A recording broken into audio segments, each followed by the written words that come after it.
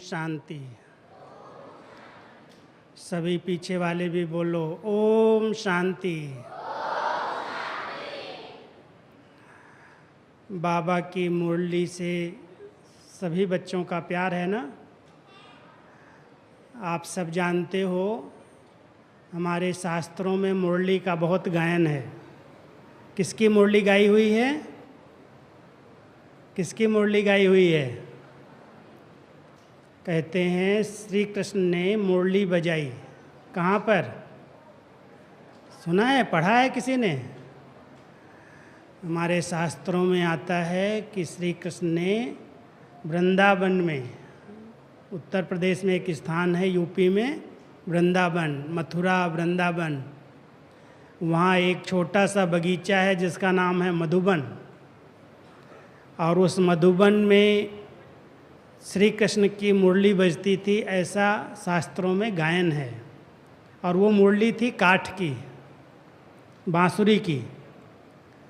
और वो बांसुरी, वो मुरली जब बजती थी तो उसमें दिखाते हैं कि जो गोप गोपियाँ थे, घरों में रहते थे, वो सब भाग भाग करके मुरली सुनने के लिए आ जाते थे। गाय जो चराते थे, गाय चराते चराते जब मुरली बजाने लगते थे तो गायें भी सब इकट्ठी हो जाती थी। ऐसा गायन है। लेकिन प्रैक्टिकल में क्या है? ये मुरली जो आप सुनते हो कैसे चली, कब चली, किसने चलाई? आज हम आपको थोड़ा सा मुरली का इतिहास बताते हैं, क्योंकि मुरली की सेवा मुझे मिली थी आज से 42 साल पहले, 76 में। तब से लेकर के बाबा की मुरली तैयार करना, सभी सेंटर्स को भेजना। मुरली में विशेष क्या होता है? क्या होता है? वरदान होता है, स्लोगन होता है, क्वेश्चन आंसर होते हैं, धारणा का सार होता है। तो ये सारी सेवा करने की सेवा मुझे बाबा ने और दादी ने दी। तो आप सब जो बाबा की मुरली सुनते हैं, जिस दिन से शिव बाबा की ब्रह्मा बाबा में प्रवेशता हुई, आपने सुना होगा बाबा की जीवन कहानी कि बाबा पहले गीता पाठ करते थे। ब्रह्मा बाबा गीता का अध्ययन करते थे। जब तक गीता नहीं पढ़ते तब तक वो कोई भी चीज़ खाते नहीं थे, पानी भी नहीं पीते थे, बहुत पक्के थे। लेकिन जब शिव बाबा इनके तन में आए तो गीता सामने थी, और गीता होते हुए भी गीता पढ़ना बंद हो गया और शिव बाबा ने बोलना शुरू कर दिया। तो जो शिव परमात्मा ने ब्रह्मा मुख से महावाक्य उच्चारण किए, उसको ही मुरली कहा जाता। और उस मुरली के पीछे हम सब मस्ताने हैं, दीवाने हैं। मुरली ही हमारे जीवन का आधार है। अगर कोई बाबा का बच्चा, ब्रह्मा कुमार और ब्रह्मा कुमारी, मुरली से प्यार नहीं करता, माना मुरलीधर से उसका प्यार नहीं। तो आप सबका मुरलीधर बाबा से प्यार है ना? जिसका प्यार है वो हाथ उठाओ। है सबका? मुरलीधर शिव बाबा से प्यार है? तो मुरली रोज़ पढ़ते हो? जो रोज़ सुनते हैं वो हाथ उठाओ। जो रोज़ सुनते हैं मुरली, बहुत कम है। अभी यहाँ से जाने के बाद सेंटर्स पर बाबा की मुरली रोज़ सुनना ज़रूर, आधा घंटा भी। अगर टाइम पर क्लास में नहीं जाते तो आगे पीछे भी जाके मुरली पढ़ करके दीदी से कहना सुना दो या पढ़ लेना, क्योंकि मुरली ही हमारे जीवन का आधार है। अगर हम अपने जीवन को महान बनाना चाहते हैं, ऊंचे से ऊंचा बनाना चाहते हैं, तो जैसे लौकिक विद्या आप पढ़ करके कोई डिग्री प्राप्त कर लेंगे, ऐसे ही अगर मुरली का अध्ययन करेंगे तो आपको एक बहुत बड़ी डिग्री मिलेगी। कौन सी डिग्री मिलेगी? ब्रह्मा कुमारी ईश्वरीय विश्वविद्यालय में कौन सी डिग्री मिलती है मालूम है? जिसको मालूम है हाथ उठाओ। नहीं मालूम है? कौन सी डिग्री मिलती है? मालूम है? बड़े बच्चे तो हाथ उठा रहे हैं। हमारे इस ईश्वरीय विश्वविद्यालय की पढ़ाई की डिग्री है सर्वगुण संपन्न, 16 कला संपूर्ण, संपूर्ण निर्विकारी, मर्यादा पुरुषोत्तम। जो हम बाबा की मुरली अच्छी तरह से स्टडी करेंगे तो ये डिग्री हर एक को प्राप्त हो जाएगी, सर्व गुण आ जाएंगे, सर्व कलाएं आ जाएंगी, आत्मा संपूर्ण पावन बन जाएगी, सब मर्यादाओं में चलना सीख जाएगी। अगर सचमुच इस जीवन को महान ऊंचा मनुष्य को देवता बनाना है तो उसका केवल एक ही आधार है। वो क्या है? बोलो। वो है मुरली, बाबा की मुरली। और मुरली में 4 सब्जेक्ट पढ़ाई जाती है। बाबा ने बहुत सारी ढेर सारी पढ़ाई नहीं पढ़ाई, 4 ही बातें पढ़ाई है। एक पढ़ाया ज्ञान। ज्ञान क्या है? समझ।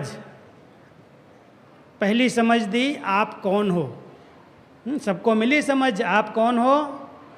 बोलो जोर से, कौन है? ये समझ किसने दी? बाबा ने दी, मुरली में दी।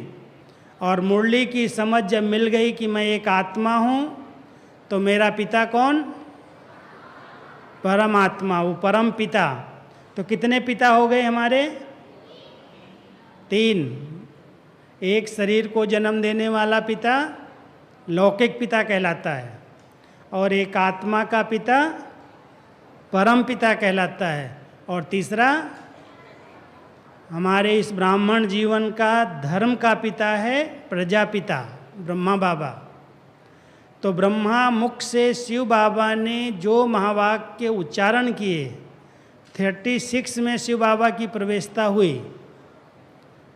37 में इस ईश्वरीय विश्वविद्यालय की विधिवत स्थापना हुई ओम मंडली के नाम से। तब से लेकर के शिव बाबा ने ब्रह्मा बाबा के मुख से जो महावाक्य उच्चारण किए उसको ही मुरली कहा जाता है। वो मुरली उस समय 14 साल तक, जब तक ये ईश्वरीय विश्वविद्यालय पाकिस्तान में कराची में था, हैदराबाद में था, तब तक ये मुरली प्रिंटिंग नहीं हुई। क्यों नहीं प्रिंट हुई? क्योंकि कोई भी सेंटर्स बाहर नहीं थे, बाबा के साथ ही बहन भाई रहते थे। तो बाबा ने महावाक्य बोल दिए, बच्चों ने सुन लिए, या बाबा ने 10-12 पेज लिख दिया रात को, और फिर बहनों ने पढ़ करके सुनाया। तो इसलिए 14 वर्ष तक की मुरली कोई रिकॉर्ड में, उस समय टेप रिकॉर्ड भी नहीं थी, और कोई भी ऐसे साधन नहीं थे जो उसको प्रिंट करके छाप करके रखा जाए। तो इसलिए 14 साल के महावाक्य भारत में जब आए तो महावाक्य मधुबन में ले करके नहीं आए।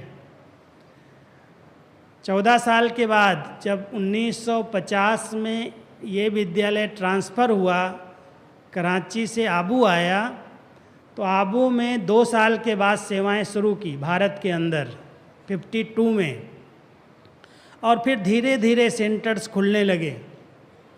उसमें भी पहले केवल दादियाँ बाबा के सामने बैठती थी और बाबा के महावाक्यों के नोट्स लेती थी, नोट्स ले लेती थी, और वो जहाँ जहाँ बहनें थीं उनको लिखत में भेज देती थी।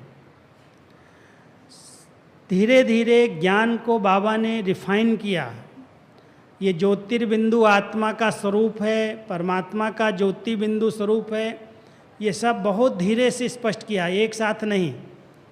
और करीब 62 तक ज्ञान का इतना विस्तार नहीं था, लेकिन 62 के बाद ये ज्ञान बिल्कुल रिफाइन हो गया।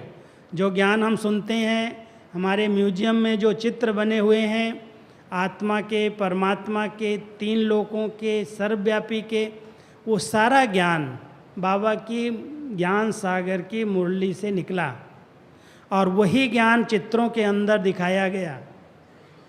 जब स्पष्ट हो गया तो उसके बाद की मुरलियाँ रही। और बाबा अव्यक्त कब हुए? किसको पता है बाबा अव्यक्त कब हुए?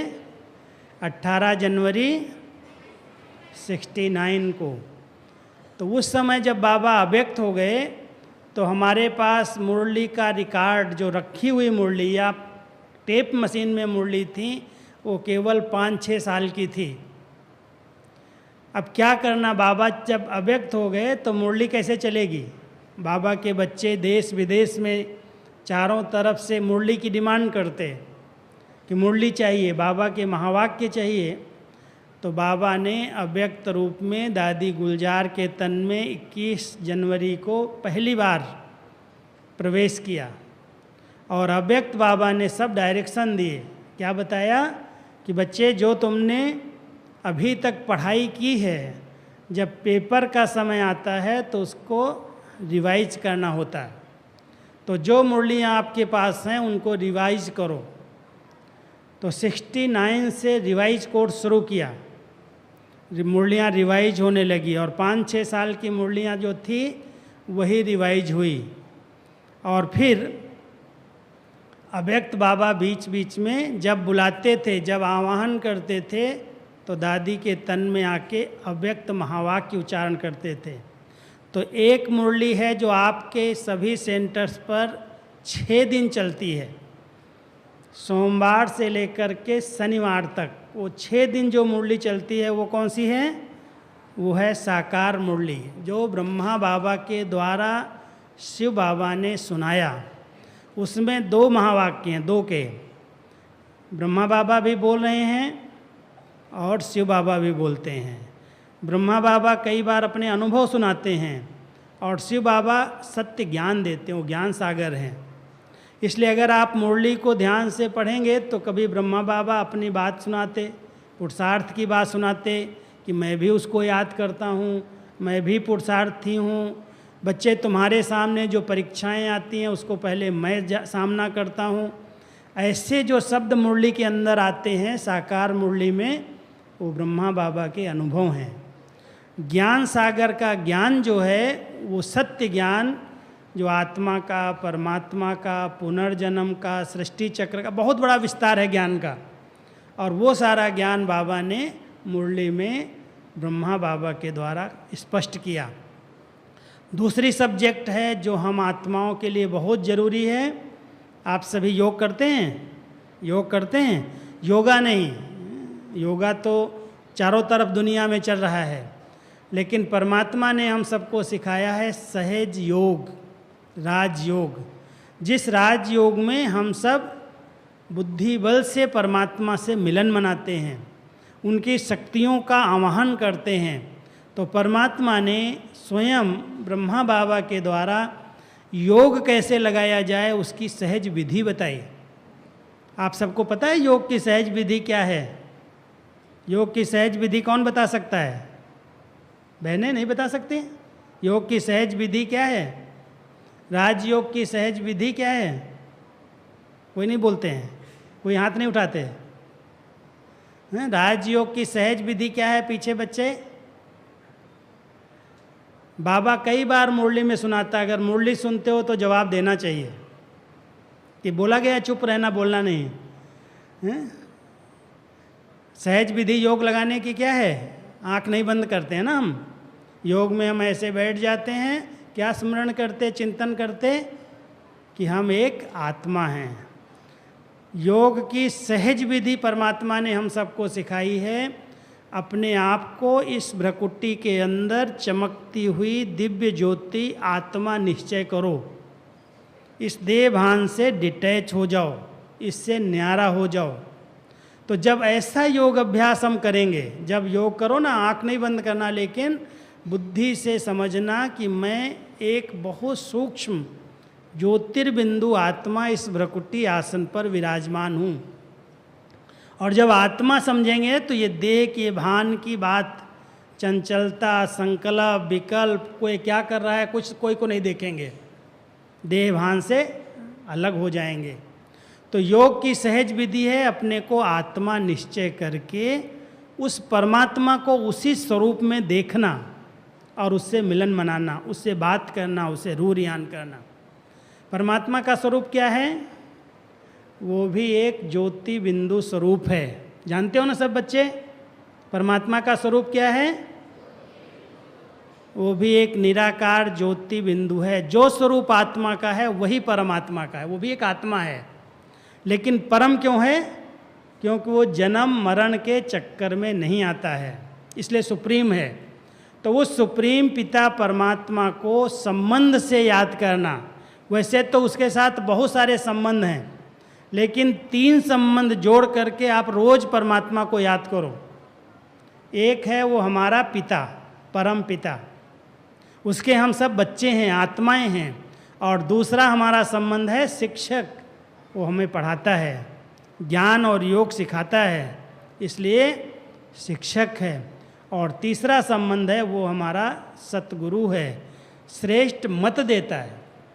हर बच्चे को बाबा की मुरली अगर आप पढ़ेंगे ना तो रोज़ अच्छे से अच्छी श्रेष्ठ मत मिलती है। कैसे उठना, कैसे सबसे बात करना, कैसे खाना, कैसे चलना, कैसे पढ़ाई करना, एक एक बात के लिए बाबा की मुरली में श्रेष्ठ मत मिलती है, श्री मत जिसको कहते हैं। अगर मुरली को कोई ध्यान से सुने और पढ़े तो मैं आपको गारंटी से कहता हूँ आप अपनी परीक्षा में कभी फेल नहीं होंगे, कभी नहीं फेल होंगे। क्यों? मुरली हमारे मन को बहुत शुद्ध और एकाग्र कर देती है। इधर उधर की बातें जो मन के अंदर डिस्टर्ब करती हैं वो सब खत्म हो जाती हैं। तो मुरली की 2 सब्जेक्ट, ज्ञान और योग, और तीसरी सब्जेक्ट है धारणा, धारणाएं। क्या धारणाएं हैं हमारी? गुस्सा नहीं करना है, जोर से नहीं बोलना है, झगड़ा नहीं करना है, बहुत प्यार से बात करनी, बहुत सी धारणाएं हैं। जिन धारणाओं पर अगर हम चलते हैं तो दिव्य गुण आते जाते और हम देवता बन जाते। हमारी पढ़ाई का एम ऑब्जेक्ट क्या है? मनुष्य से देवता बनना। जैसे अगर आप कोई डॉक्टर बनना चाहें, कोई इंजीनियर बनना चाहें, कोई जज वकील बनना चाहें, कोई कॉमर्स के स्टूडेंट अकाउंट सीखना चाहें, सीए बनना चाहें, तो क्या करेंगे? उसी प्रकार के स्कूल में, कॉलेज में जाएंगे, उसी सब्जेक्ट का अध्ययन करेंगे, उस पर मेहनत करके वो डिग्री प्राप्त करेंगे। ये ईश्वरीय विश्वविद्यालय जहाँ पर केवल भगवान ही पढ़ाते हैं और एक ही मुरली पढ़ाई है। इसी से पता है राजा भी बन जाते हैं, साहूकार प्रजा भी बन जाती, गरीब भी बन जाते। एक ही मुरली अध्ययन करने से कोई राजाई पद प्राप्त कर लेता है, कोई प्रजा पद प्राप्त कर लेता है, कोई नौकर चाकर बन जाता है। क्यों? क्योंकि मुरली का जिस प्रकार से अध्ययन किया जाता, अध्ययन की विधि क्या है जानते हैं? मुरली पढ़ने की विधि क्या है? मुरली पढ़ने की विधि है, जब मुरली कोई सुना रहा है तो अपने को आत्मा निश्चय करके सुनो। विदेही बाप, शिव बाबा विदेही है, देह नहीं है। वो विदेही बाप ब्रह्मा के तन से जो महावाक्य उच्चारण किए, वो महावाक्य निमित्त रूप में कोई बहनें, कोई भाई मुझे सुना रहे हैं। मैं आत्मा सुन रही हूँ और सुनते सुनते जो बात मुरली के अंदर आती है वैसा अनुभव करो। मुरली सुनना, समा लेना, सिर्फ वर्णन नहीं करना। और समाने की शक्ति तब आती है, मैं आपको बताता हूँ, अगर आप भोजन खाते हो, भोजन शक्ति का रूप कब बनता है? बोलो। भोजन खा लिया, शरीर में शक्ति नहीं है तो भोजन खाने का क्या महत्व है? भोजन खून का रूप बने तब तो शक्ति बनेगा। लेकिन भोजन को खाने की विधि है धीरे से खाना, उसको चबा चबा के खाना और उसको हजम करना। हजम करने के लिए कहते हैं एक्सरसाइज करो, सैर करो, घूमो फिरो, भोजन हजम हो जाएगा। ऐसे ही जो बाबा की मुरली सुनते हैं, बाबा की मुरली की पॉइंट सुनते हैं, उस पर मनन करें, चिंतन करें, दूसरों को सुनाएं, तो वो मुरली हमारे लिए शक्ति स्वरूप बन जाएगी, धारण हो जाएगी। इसलिए बाबा की मुरली सुनते सुनते, अगर बाबा कहता है बच्चे तुम्हारा घर मूल वतन है, तुम्हारा असली घर परमधाम है और सूक्ष्म वतन तुम्हारे संपूर्ण फरिश्तेपन की दुनिया है, तो जब बाबा ये शब्द उच्चारण करता है तो अपने बुद्धि बल से उसको अपने सामने इमर्ज करो कि मेरा घर परमधाम है, मैं उस परमधाम घर से इस सृष्टि मंच पर खेल खेलने के लिए आया हूँ। तो अगर मुरली सुनते जाओ और उसी तरह से विचार करते जाओ, उसको अपने जीवन में समाते जाओ, उसका स्वरूप बन जाओ, तो मुरली आपके जीवन में आ जाएगी और आपका चरित्र बड़ा उज्जवल हो जाए, बहुत अच्छा हो जाएगा। फिर आपके द्वारा सेवा होगी। चौथी सब्जेक्ट परमात्मा हम सबको सुनाते हैं, सेवा। तो 4 सब्जेक्ट कौन सी हैं? ज्ञान, योग, धारणा और सेवा। चारों सब्जेक्ट एक ही मुरली के अंदर रोज सुनाई जाती।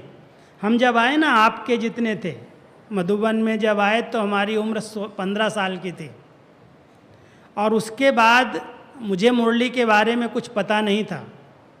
भले हमारे घर में ही मुरली चलती थी, पिताजी सुनाते थे गांव में, मैंने सुनी नहीं थी कभी। लेकिन जब मधुबन में आए तो दादियों ने मुरली पढ़ना सिखाया, मुरली के शब्द समझना सीखा, और मुरली को दीदी ने हमें 4 सब्जेक्ट बना करके दिया कि जब मुरली सुनो तो अपनी डायरी के 4 पन्ने रखो। एक में ज्ञान की पॉइंट्स नोट करो, एक में सेवा की पॉइंट्स नोट करो, एक में योग की पॉइंट, एक में धारणा की पॉइंट। तो अगर चारों सब्जेक्ट हमारे पास स्पष्ट हों कि बाबा हमको क्या पढ़ाता है, कितना ऊंचा ज्ञान देता है।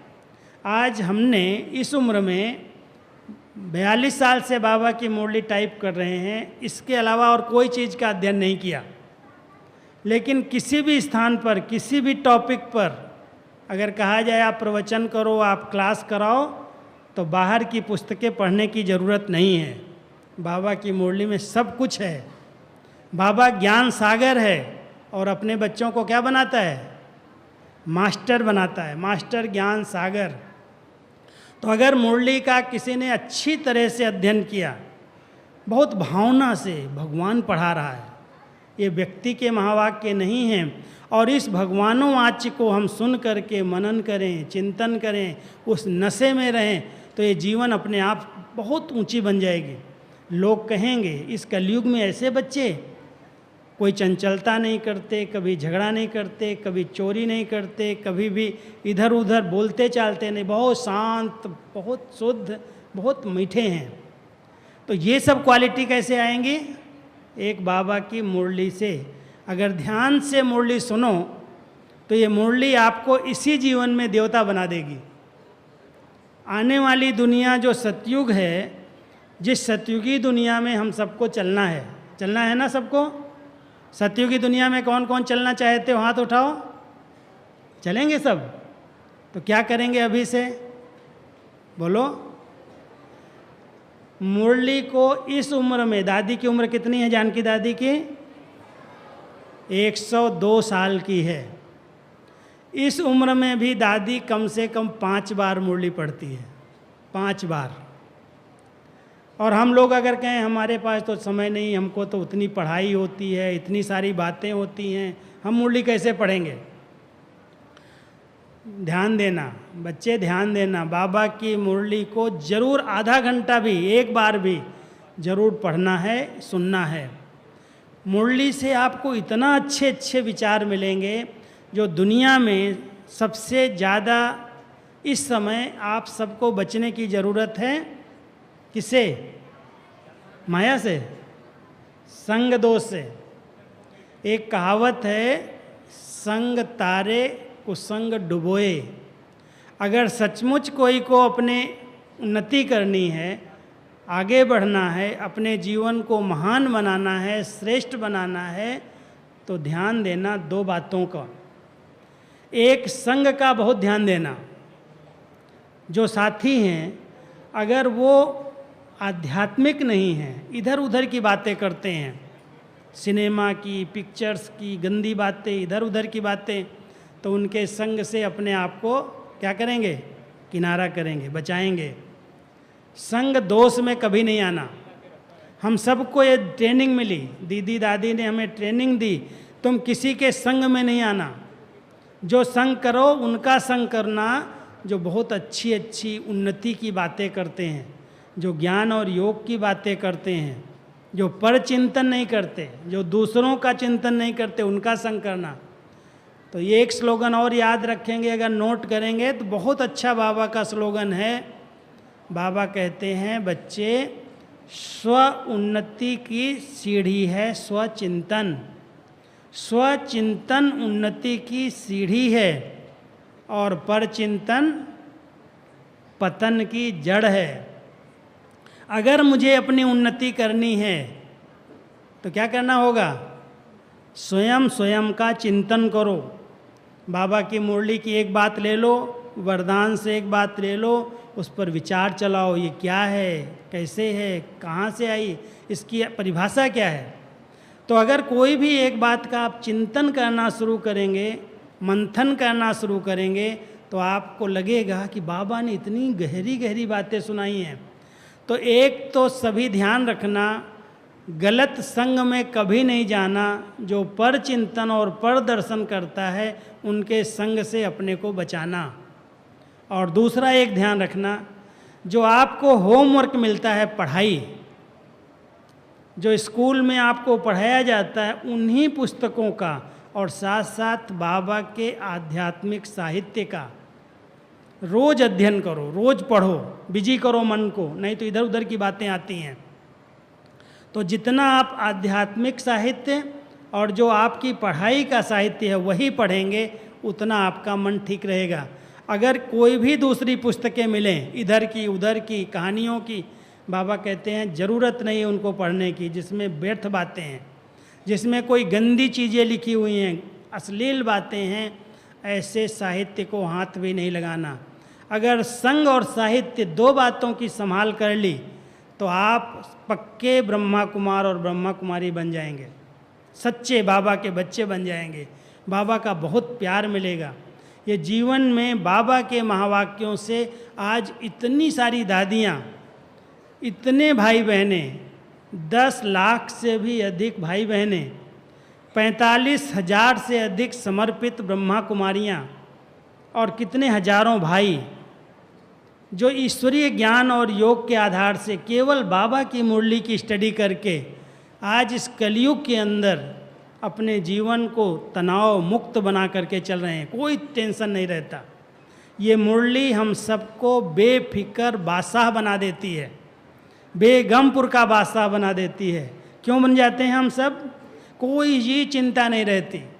बाबा की ऐसी ज्ञान की बातें हैं, अगर हम उसका चिंतन करते हैं, सुमिरन करते हैं, विचार करते हैं, तो कोई क्या भी कर रहा हो, दुनिया के अंदर कुछ भी हो रहा हो, हमें टेंशन नहीं होगा।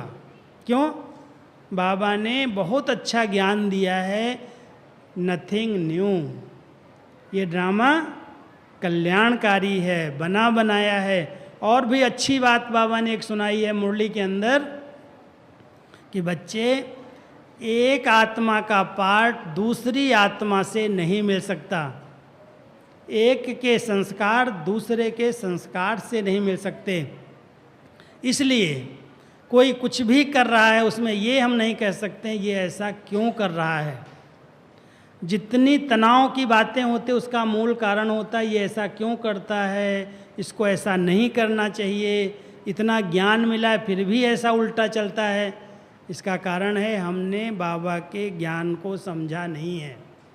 अगर ज्ञान को किसी ने अच्छी तरह से समझ लिया तो उसका जीवन महान बन जाएगा, श्रेष्ठ बन जाएगा। वो कभी भी प्रश्न नहीं उठाएगा, ये क्यों हो रहा है, ये कैसे हो रहा है, ये किसने किया, ये कहाँ हुआ। ये सब प्रश्न जब उठते हैं तो मन बहुत चंचल हो जाता, व्यर्थ सोचना शुरू कर देता। इसलिए अगर अपने आप को व्यर्थ से बचाना है तो सभी ध्यान देना, छोटे बड़े सब बातों को, इस बात को अंडरलाइन करना कि कभी भी किसी के पार्ट को देख करके मुझे प्रश्न नहीं करने हैं। बहुत प्रसन्नचित्त स्थिति उनकी रहती है जो सब प्रश्नों से पार चले जाते हैं। कोई भी प्रश्न आपके मन में आता हो, आप उसी दिन की मुरली हाथ में ले लो। बहुत से भाई बहनों का अनुभव है कि जो समस्या, जो बात, जो मेरे सामने पेपर आता है, उस दिन की मुरली में बाबा की उसी मुरली से कोई ऐसी शब्द, ऐसे महावाक्य मिल जाते जो उसका समाधान मिल जाता। तो मुरली हम सबको बहुत अच्छा समाधान देती है। कोई से कोई बात पूछने की ज़रूरत नहीं है।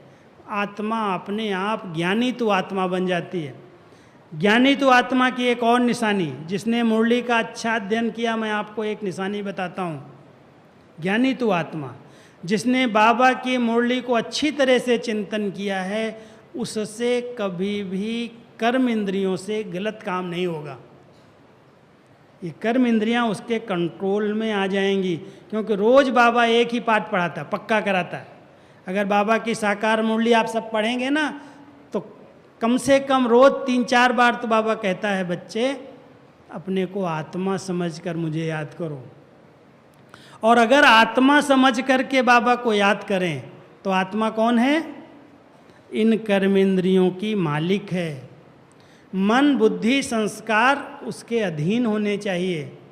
तो जब हम अपने आप को आत्मा निश्चय कर लेते हैं तो मन हमारा अपना हो जाता है, कर्मेंद्रियां अपनी हो जाती हैं। मन और कर्मेंद्रियां जिसके कंट्रोल में आ गई, उससे कोई भी गलत काम नहीं होता। और जब गलत काम नहीं होगा तो क्या होगा? दुख और अशांति का कारण क्या है? कोई न कोई गलत कर्म हो रहे हैं। अगर हम सदा अच्छे और श्रेष्ठ कर्म करें, परमात्मा की याद में रह करके करें, जो बाबा ने मुरली में डायरेक्शन दिया है वो ध्यान पर रख करके सुने और करें, तो कर्म इंद्रियों से कभी कोई गलत कर्म नहीं हो सकता। तो ज्ञानी तो आत्मा की पहली निशानी ये है। जिसने मुरली अच्छी स्टडी की है वो करने के पहले, बोलने के पहले सोचता है। कहते हैं सोच समझ कर करो, सोच समझ कर बोलो। जो बोल रहे हो, जो कर रहे हो, उसके पहले सोच लो इसका परिणाम क्या होगा।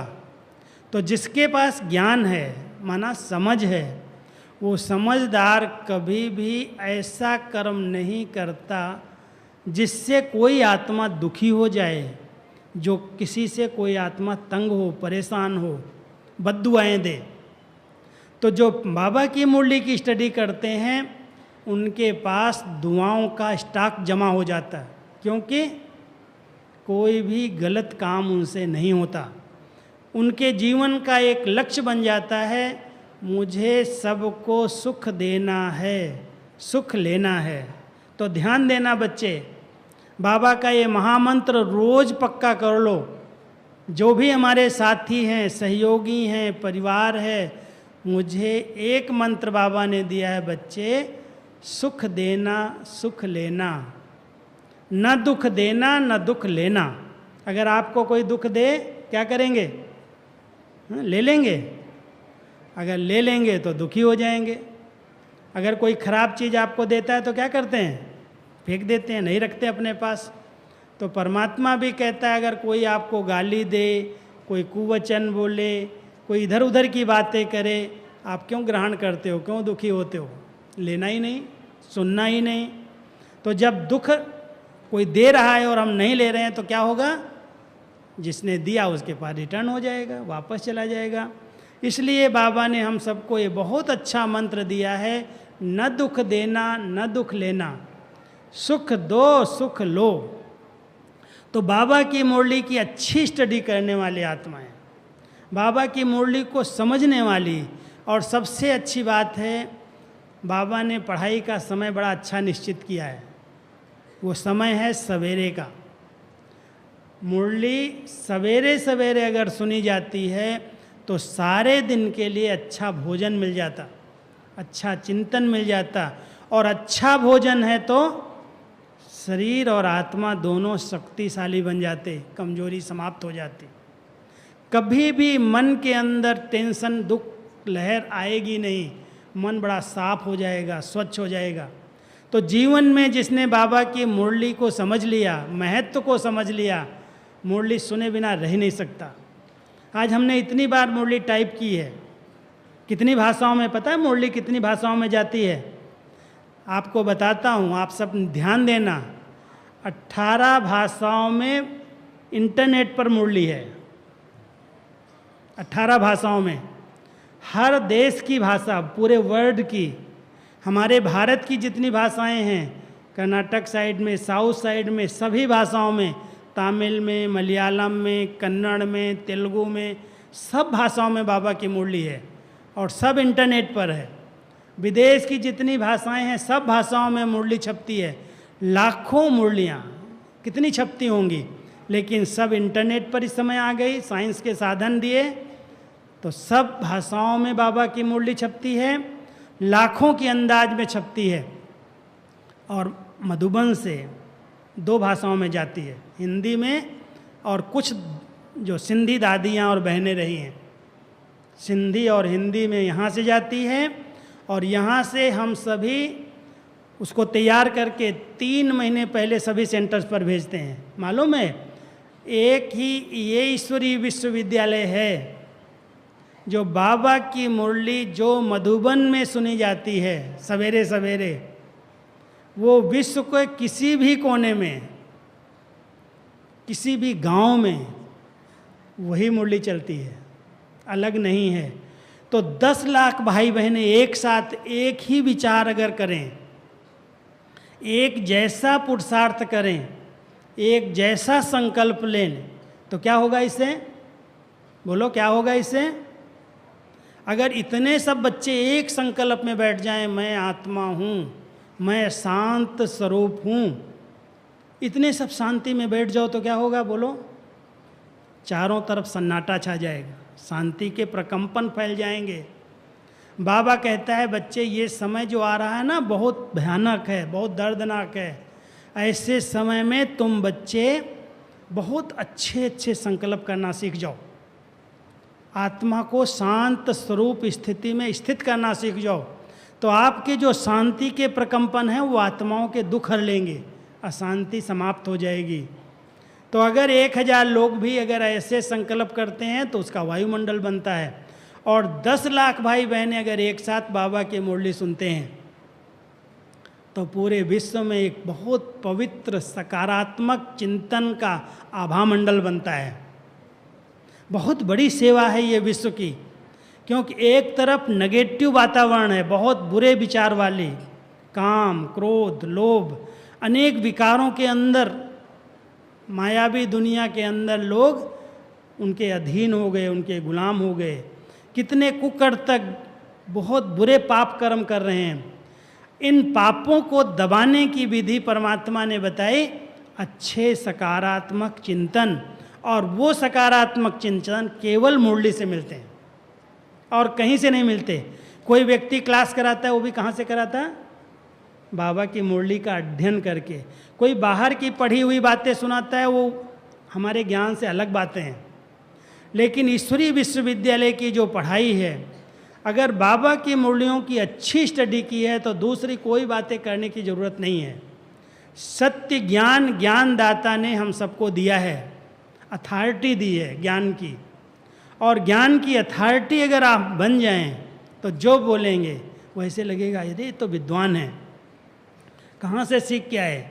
पता है, हमने कॉलेज में पढ़ा नहीं, लेकिन अभी भी कॉलेज में, यूनिवर्सिटी में, जहाँ पर इतने साइंटिस्ट, इतने बड़े बड़े वाइस चांसलर्स, डीन बैठे होते हैं, बाबा मुझे वहाँ पर भाषण करने के लिए भेजता है। अब सोचो, विचार करो, किसने पढ़ाया? किसने पढ़ाया? मुझे कहते हैं कितने आप पढ़ाई किया? मैं कहता हूँ मेरी पढ़ाई पूरी नहीं हुई अभी तक, पढ़ी तो रहा हूँ, 60 साल से पढ़ ही रहा हूँ। बाबा पढ़ा रहा है, हम स्टूडेंट हैं, सीख रहे हैं। जब तक जीना है, ध्यान रखना, जब तक जीना है तब तक पढ़ना है, सीखना है, सीखना ही है। कुछ न कुछ सीखो, अच्छी अच्छी बातें सीखो, आपकी बुद्धि विशाल हो जाएगी, दूरादेशी हो जाएगी। इतना बाबा की मुरली हमको विशाल और दूरादेशी बना देती है। विशाल बुद्धि की निशानी क्या होगी? विशाल किसको कहते हैं? जो बहुत फैली हुई चीज़ होती, बड़ी होती, कहते बहुत विशाल है। तो विशाल क्या है? देखो, विशाल का ज्ञान बाबा ने कितना दिया। सृष्टि का आदि क्या है, मध्य क्या है, अंत क्या है, सृष्टि चक्र कैसे फिरता है, किस समय पर कौन सी आत्माएं आती हैं, उनके कितने जन्म होते हैं, सतयुग में कितने होते, फिर त्रेता आता है उसमें कितने होते, फिर द्वापर में, फिर कलयुग में, कितना बाबा ने ज्ञान दे करके हम सबको क्या बना दिया, बोलो, विशाल बुद्धि बना दिया। और दूरादेशी, इस देश से दूर चले जाते हैं 1 सेकंड में, जहाँ पर कोई रॉकेट नहीं पहुँच सकता, जहाँ साइंस नहीं पहुँच सकती, हमारे पास ऐसी शक्ति है। बाबा की मुरली से वो शक्ति मिली, 1 सेकंड लगता है इस साकार सृष्टि से, इस सूर्य चांद तारागण, इस पूरे मांडवे से परे मूल वतन में चले जाते हैं, बुद्धि बल से पहुंच जाते हैं और वहाँ की शांति का, वहाँ की शक्ति का, वहाँ की पवित्रता का अनुभव करने लगते। कितना बड़ा विज्ञान बाबा ने सिखाया, एक तरफ साइंस और दूसरी तरफ हमारी साइलेंस की शक्ति।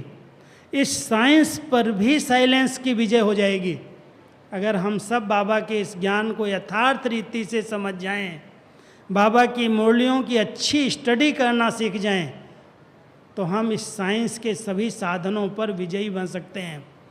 जहाँ पर रॉकेट नहीं पहुँच सकता, जहाँ व्यक्ति नहीं पहुँच सकता, वो चांद तक तो चला गया, लेकिन चांद जैसा शीतल तो नहीं बन पाया, बना।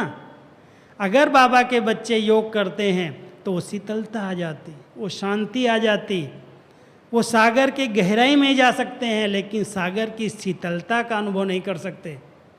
बाबा की मुरली पढ़ने वाले बच्चे, समझदार बच्चे, वो गहराई में चले जाते, शीतलता का अनुभव करने लगते। तो ये मुरली हमारे जीवन के लिए बहुत बहुत आवश्यक है। इसको पढ़ना कभी भी मिस नहीं करना, एक दिन भी नहीं।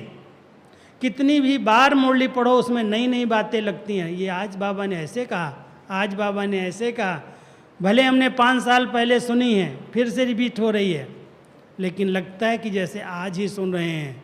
ये बहुत बड़ी मुरली की देन है, बहुत बड़ी विशेषता है। अगर सचमुच कोई को परमात्म दुआएं चाहिए, एक गीत है, सुना होगा आप लोगों ने, कहते हैं ले लो दुआएं माँ बाप की, तो सिर से उतरेगी गठरी पाप की। सुना है? तो जितने पाप हैं जो हमसे पिछले जन्मों में हुए हैं, उन सब पापों से मुक्त होने की बहुत अच्छी विधि है, माता पिता की दुआएं ले लो। और माता पिता माना शिव बाबा और ब्रह्मा बाबा, ये हमारे माता पिता।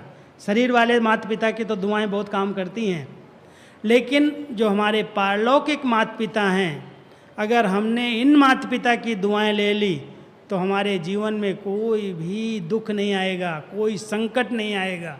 और दुआएं लेने का सबसे अच्छा साधन है बाबा की पहली आज्ञा। आज्ञाकारी बच्चे को दुआएं मिलती हैं, और उसकी पहली आज्ञा है, बच्चे बाबा के महावाक्य रोज सुनो, रोज पढ़ो, उसका चिंतन करो, उसका मनन करो, उसका मंथन करो, उसकी गहराई में जाओ। तो अगर बाबा की इस आज्ञा को पालन किया, बहुत सारी आज्ञाएं बाबा देता, मुरली है ही बाबा की आज्ञाओं का, बाबा के स्नेह का प्रेम पत्र। बाबा की मुरली की स्टडी किया, जैसे प्रभु का प्रेम पत्र में मिल गया, और प्रेम पत्र अगर प्यार से पढ़ा गया और उसका रिस्पॉन्स दिया गया, जो बाबा कहता है हाँ जी, बाबा कहता है बच्चे गुस्सा नहीं करना, बच्चे ऐसा नहीं करना, कई बातें सुनाता है, हाँ जी बाबा। अगर मान लिया बाबा का कहना तो बाबा की दुआएं मिल जाएंगी। तो बाबा की दुआएं लेते चलो। इस ज्ञान मार्ग में दुआएं बहुत मदद करती हैं। आप सब बच्चे ध्यान रखना, संगम युग पर बाबा हम सबको मुरली के द्वारा 3 विशेष खजानों से संपन्न बनाता है। मुरली खजाना है, और 2500 वर्ष के लिए कोई कमाई करने की ज़रूरत नहीं पड़ेगी। सतयुग त्रेता में हमको कोई नौकरी टोकरी करने की ज़रूरत नहीं। संगम पर अगर मुरली की अच्छी स्टडी कर लो, इसको अपने जीवन में धारण कर लो, तो 21 जन्मों की फुल प्रॉपर्टी मुरली से हम सबको मिलती है। 21 जन्म के लिए किसी के आगे हाथ फैलाना नहीं पड़ेगा। 2500 वर्ष का खजाना मुरली के अंदर भरा हुआ है। और मुरली हमें 3 प्रेरणाएं देती है। पहली प्रेरणा देती है, बच्चे पुरुषार्थ ऐसा करो जो प्रारब्ध अच्छी बन जाए। प्रारब्ध से भेंट नहीं करो, ये मिल जाए, ये मिल जाए, ये मिल जाए।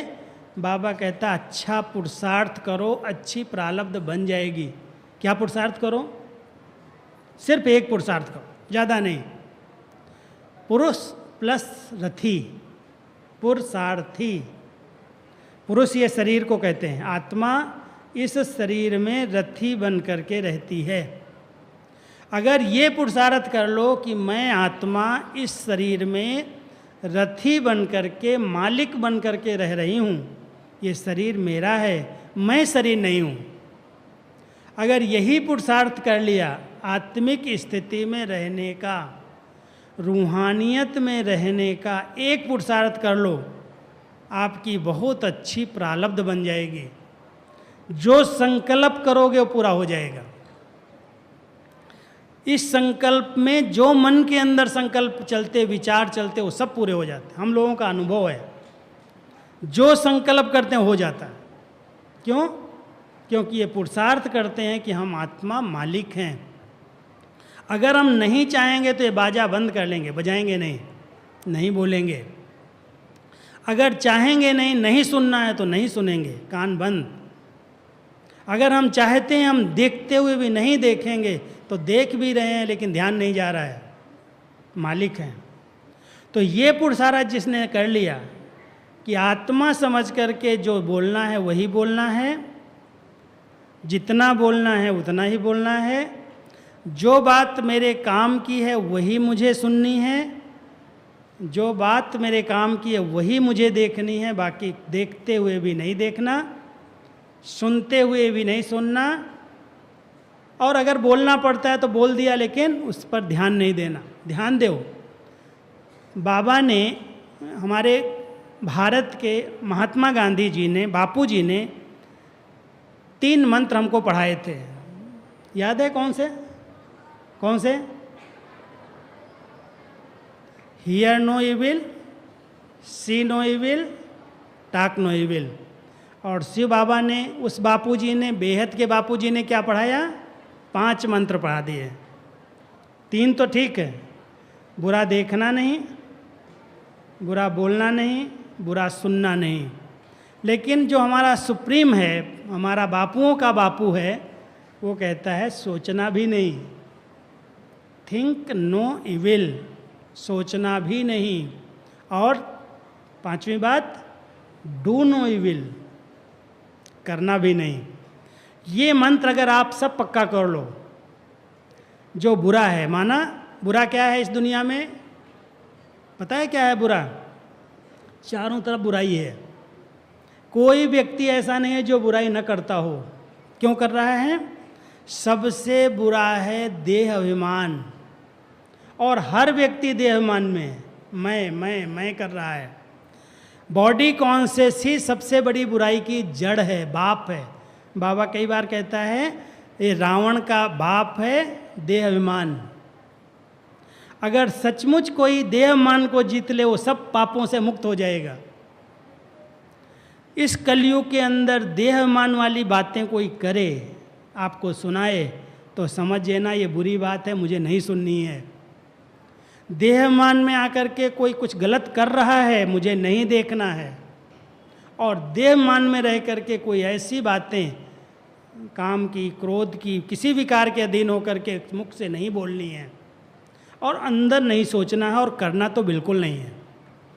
अगर देह अभिमान को जीत लिया, इसको पक्का कर लिया कि देह अभिमान जनित कोई भी बातें न सोचनी है, न बोलनी है, न सुननी है, न देखनी है, न करनी है, ये ही इविल है। और इस इविल से बाबा हम सबको बचाने के लिए मुरली सुना रहा, बच्चे देहाभिमानी बनो, आत्मा समझो, डिटैच हो जाओ शरीर से, मुझे याद करो। सब बुराइयों से हम बच जाएंगे। और जब बुराइयों से बच जाएंगे तो दूसरी बात पुरुषार्थ की है, सबको सुख दो, सुख लो, प्यार दो, प्यार से बात करो, मधुर बोल बोलो, समय पर सहयोग दो, उससे क्या होगा? सबकी दुआएं मिल जाएंगी। तो सभी ध्यान रखना कि हमें दुआओं का खाता जमा करना है। और तीसरा ध्यान रखना, अगर कोई अच्छा काम करना तो परमात्मा एक बहुत अच्छा मंत्र देते हैं बच्चे। ब्रह्मा बाबा ने वो किया और नंबर 1 बन गए। हमारी मातेश्वरी जगदम्बा माँ ने किया, वो नंबर 1 चली गई। कभी भी ये नहीं कहा कि मैंने किया, बाबा ने कराया। बाबा करावनहार है। मैं मेरे से अगर मुक्त हो गए, गुप्त किया, तो आपका पुण्य का खाता जमा हो जाएगा। तो दुआओं का खाता, पुण्य का खाता और अच्छे पुरुषार्थ का खाता, ये तीनों खाते जमा करने की विधि बाबा की मुरली है। और जिस बच्चे ने बाबा की मुरली की अच्छी स्टडी की है, वो महान बन जाएगा और पुण्य आत्मा बन जाएगा। तो आप सभी ध्यान देना, बाबा की मुरली हमारा प्राण दान है। बाबा की मुरली सच्ची गीता है। इसके बिना हमारा जीवन नहीं है, सद्गति नहीं हो सकती। अगर जीवन मुक्ति किसी को चाहिए, अगर कोई आत्मा को गति और सद्गति चाहिए, अगर सुख शांति आनंद प्रेम की शक्ति भरपूर करनी है, तो ध्यान देना, बाबा की मुरली हमारे जीवन का प्राण आधार है।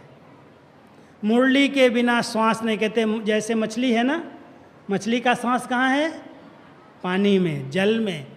अगर जल नहीं है तो मछली प्राण त्याग देती, तड़प जाती। ऐसे ही अगर इस ब्राह्मण जीवन में कोई को जिंदा रहना है, तो क्या करना? रोज़ मुरली जरूर पढ़ना, सुनना, सेंटर पर जाके पढ़ना, अपने घर में पढ़ना, मुरली जरूर पढ़ना। यही जीवन का सांस है और इसी से अच्छे अच्छे विचार आएंगे, अच्छे संकल्प से अच्छे चिंतन चलेंगे, अच्छे बोल निकलेंगे, अच्छे कर्म होंगे। तो हर एक बाबा का बच्चा आज इस सभा में जो बैठे हो, चाहे नए हो चाहे पुराने हो, चाहे क्लास में अभी तक नहीं गए हो, सभी संकल्प करो। क्या संकल्प करो? कि रोज बाबा की मुरली जरूर सुनेंगे, पढ़ेंगे। जो संकल्प करते हो वो हाथ उठाओ। नहीं करते? ये बच्चे नहीं कर रहे हैं। संकल्प किया? करेंगे, सुनेंगे? हाँ जी बोलो, हाँ जी, जोर से बोलो। तो सभी बाबा की मुरली अगर सुनेंगे ना, तो बाबा का बहुत प्यार मिलेगा। और बाबा आपके पेपर में जो परीक्षा आने वाली ना, प्रश्न आने वाले हैं, मुरली सुनने वाले बच्चे को अपने आप टच कर देता है। बच्चे ये आएगा, ये पढ़ लो, बस ज़्यादा चिंतन नहीं करो। तो बाबा की मुरली अगर पढ़ेंगे, ध्यान देंगे, इसके लिए समय निकालेंगे, तो आपके जीवन में, आपके स्कूल में भी कोई परीक्षा आने वाली है, पढ़ाई होने वाली, परीक्षा आने वाली है, उसका भी समाधान बाबा की मुरली से मिल जाएगा। बाबा टच कर देगा, बच्चे ये पढ़ लो, जा कर के पास हो जाओगे। अगर अच्छी स्टडी करते हो तो कभी फेल नहीं हो जाओगे। तो ध्यान देना, बाबा की मुरली की अच्छी स्टडी करो और बाबा को बहुत प्यार करो, बहुत प्यार से याद करो। यही कहो, बाबा आपने मुझे इतना ऊंचा ज्ञान दिया, अपने समान ज्ञान सागर बना दिया, अपने समान योगेश्वर बना दिया। हम योगेश्वर, योगी जीवन वाले बन गए। ऐसी जीवन में धारणाएं आ गई जो दिव्य गुणों से संपन्न, इसी जीवन में देवता समान बन गए। और सेवा ऐसी दी जो सच्ची सेवा, समाज की सेवा, सुख देने की सेवा बाबा हम बच्चों से करा रहा है। तो ऐसे सेवाधारी बन करके बाबा की मुरली की अच्छी स्टडी करके हर एक भरपूर होकर के जाना। अपने सेंटर पर रोज़ बाबा की मुरली की स्टडी करना। ओके, ओम शांति।